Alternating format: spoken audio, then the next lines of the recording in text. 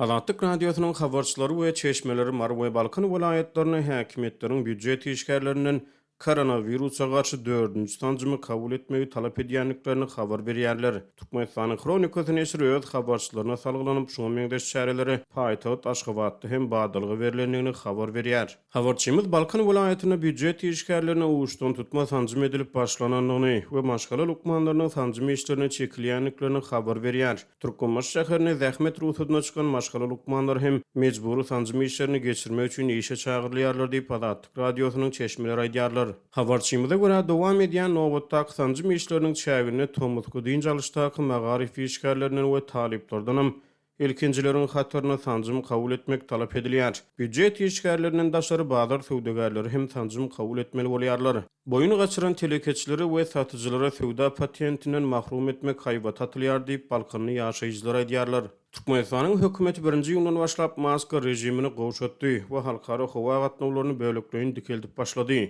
Azatlyk radiosynyň habarçylary bilen gurrundaş bolýan yerli lukmanlar ila tarasyna koronavirus keseliniň täzeden köpelýänligini we munyň daşary ýurtlara howa gatnawlarynyň bölegleýin açylmagy bilen ilteşdirilýänini aýdýarlar. Mara vilayetinäki habarçymyz ila tarasyna 4-nji vaksinany kabul etmekden ýüze urýänleriň bardygyny we munyň sebäbini tanjymlara bolan onamsızlykdan ugralýanyny habar berýär. Olmy barlyklar bütün dünýä saglyk guramasy tarapyndan tasdiklanan tanjymlaryň koronawirusa garşy täsirligini suwd edýär. Vilayetin saglyk öýleriniň lukmanlary özlerini değişli bolan uçastaklara aýlanyp mejburi ýagdaýda vaksina almaly bolarsyňyz diýip raýatlary gorkujak bolýarlar diýip marly ýaşaýjylar aýdýarlar. Şeýle-de habarçymyz büdjet işgärleriniň aglabasynyň diňe tanjym kepilnamasyny almak üçin tanjym kabul etmäge mejbur bolýanlyklaryny habar berýär. Yerli lukmanlar saglyk ministrligi tarapyndan özlerini ýiberilen tanjymlaryň ählisini ilata kabul etdirmegin berk talap edilýändigini aýdýarlar. Şol bir wagtda lukmanlardan ilata vaksinanyň peýdalaryny düşündirmek talap edilýär. Türkmenistan 2021-nji ýylyň iýulyna 18 ýaşdan ýokary ähli raýatlar üçin vaksinany hökmany diýip oglan etdi. Türkmenistanyň Kronikasy öz habarçylaryna salgylanyp paýtagat Aşgabatda hem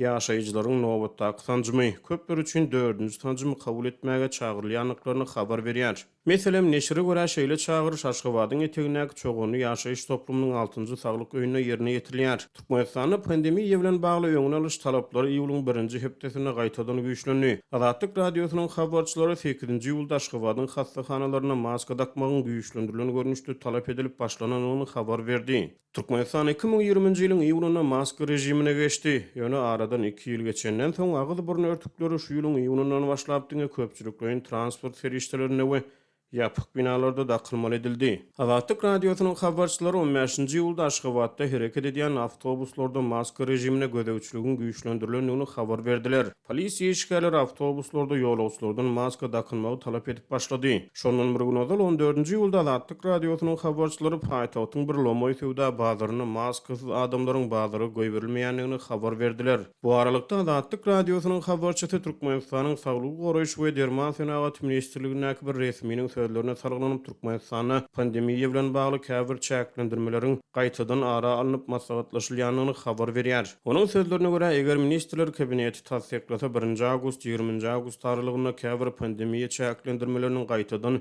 girdilmegi mümkin ýa-da haýsy sebäpde COVID-19 köp bolsa şol vilayetde çäklendirme girdiler diýip saglyk resmi saýdýar. Bu aralykda Türkmenistan COVID-19-a garşy görüş taslamasyna ara alyp maslahatlaşýar. Hökümetçi Türkmen-portal.com neşriniň habaryna görä 7-nji ýylda Türkmenistanyň döwlet araççylyk we keselleriň ýaýramana garşy görüş gulugynyň mejlisleri alyndy. Şeýle hem ahal vilayetynyň ýokunç keselleri hastakanasyna bütün dünýä bankynyň kardynyň hasabyna maliýeleşdirilýän Türkmenistana COVID-19-a garşy görüşmek taslamasy ara alyp maslahatlaşyldy. 2019-njy ýylyň Xitoyda ýüze çykan COVID-19 ýokunçy 2020-nji ýylyň martyna pandemiýa eglan edildi. Bütün dünýä saglyk guramasynyň sanlaryna görä 20-nji ýyla çeni dünýäde 500 milliarddan gowrak koronavirus hadisasy hasap alındy.